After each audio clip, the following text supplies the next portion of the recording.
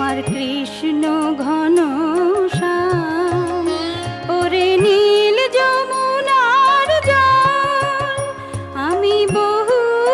আশায় বুক বেঁধে যেলাম, আমি